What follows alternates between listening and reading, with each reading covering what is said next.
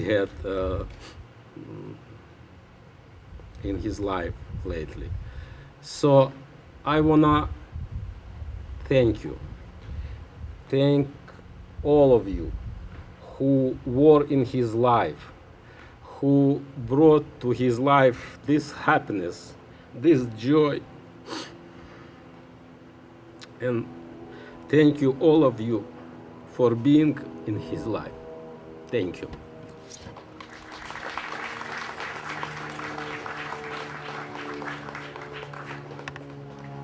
Now I'd like to call upon Boris's brother, Daniel.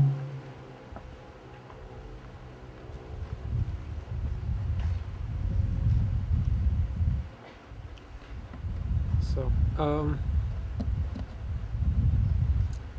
as far as what I can say about him, I'll start here. I'll start where, when I first found about him, or even before that. I was probably like 8 or 9. I don't even know if my mom remembers the story. I think my mom at some point came to me and she said, "Do you want a little brother?" And since I was 8 or 9, the only answer was, "I don't know." So, that wasn't kind of my thing, because I was alone for 9 years, and, why would I want anybody else take away the attention from me? So I was 8 or 9. And then kind of, as the years went on, there was little parts where I was like, oh, he's not so bad. He's kind of cute. And he runs around like that. And there's a lot of times, like, when he was still small enough, he would, like, grab around my leg, and then you can't shake him off. He was actually always on the right. And he'd hold on like that. There's other times where, and, that's, like, he was, I guess, small enough, probably 10 or something, where, like, I'd lay on my back and put my feet up, and we'd play, like, Superman or whatever. And then he actually mentioned that when he was, like, 15. I was like, why don't we do that anymore? I'm like, you're too big. You're 15, and I'd fold you in half. So kind of, as I got to know him, because the thing is, sometimes, I look back and I have these pictures and that kind of stuff, and I'm like 2-3 years ago, it's like every picture he's completely different, but he's always the same. Like, he looks different, like his head's a little weirder, and he's got long hair, he's got short hair, and at one point he had a ponytail. I don't know if you guys remember. He had this little rat tail thing, and they're like, why do you have a rat tail? He's like, I want it. All right, you can have a rat tail. The thing is, somebody asked me, if I told people about my brother, what's the one thing I would tell them? And kind of the thing that came to me is that he never changed. That is, he always had the same personality.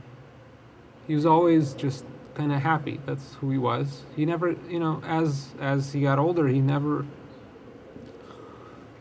got a mean streak. He never, it was just, I don't know, you guys can talk when you knew him from middle school and junior high. It was the same guy. That was basically it. He actually just got cooler. That's all. Like, as he grew older, maybe I just noticed it more. Because, I have a different thing. I'm an older brother. You can't be cool. But the thing is, later on, lately, whatever the term is, I definitely have realized that I was learning more and more from him. That, I'm the big brother, and, I can notice some things that he does, and I've talked to him, and, okay, so that's kind of where that fits in. But there's a lot of stuff that I learned from him. And, now he's gone or not gone, or that he's with us. But kind of the thing that he's left for me is just to be just happy the way he was, which is just, that's what he was. He just was happy, he did the stuff he did, and that's kind of it. There wasn't much really of a question of, there were. We talked about questions of what he should do, he shouldn't do. But in the end, there was always kind of this underlying thing where he was just happy. And sometimes he'd start playing around, like, acting like he was 10 again. and that was cool. And sometimes it was really annoying, but that was him. And there's just a lot I don't know. There's a lot I can say. There's a lot I can't, or I mean, I'll put it this way: I knew him for 18 years, and I'm sure for the rest of my life I'll be remembering new stuff from those 18 years, and that there'll always be something there, and that, he's just always going to be there. He's got his picture here, they put his picture here, and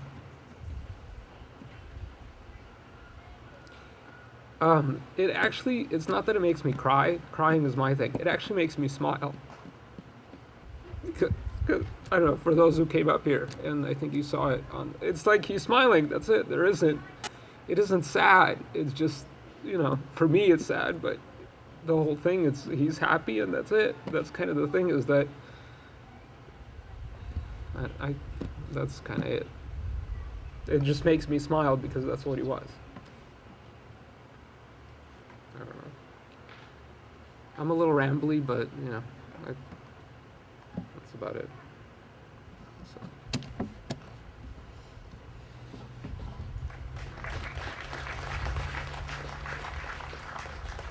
And now we'll have Ella, Boris's mom.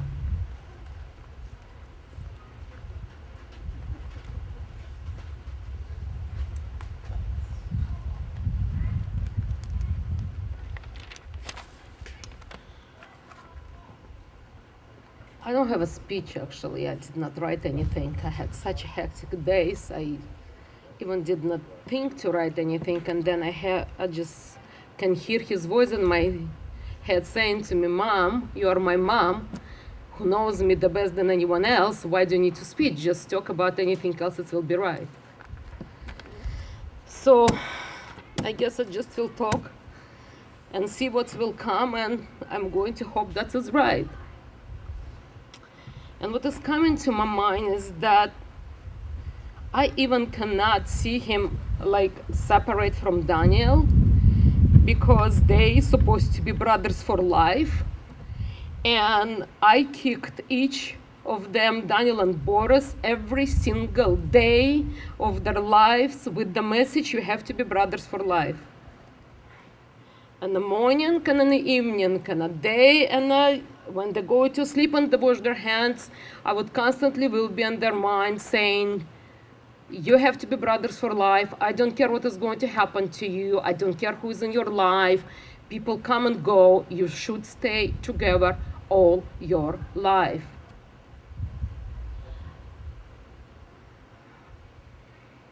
And when I used to look at Boruch, he was a child that was born with love. It's like, it's not something he has to develop. It's not something that has to work on. It's not something that was difficult to achieve. He just was bubble of joy, that's all. The bubble came and it was joy, and that's it. There was nothing to teach. And yet, as a mother, of course, I would find that reason to teach. And if I would not find that reason to teach, I'll make them, to be sure that he'll get the lesson. And when that whole thing happened, my first thought in my mind after realizing that I lost him, and I said, oh my God, did I ever taught him anything? I supposed to see the fruits of my labor and his labor, and then where is the fruits of the labor? Where is it? And then slowly, as one friend speaks and another friend speaks, I can see that he got everything. He understood everything. He understood my message that I told him for 18 years since he was born. Like I would whisper to him, and I would tell him, baby Bubata, the most important thing in life, you have to protect your innocence of your soul. World is not as kind of would like to be, but we're the one who make the difference. So just try protect the innocence of your soul. Just respect your life. And then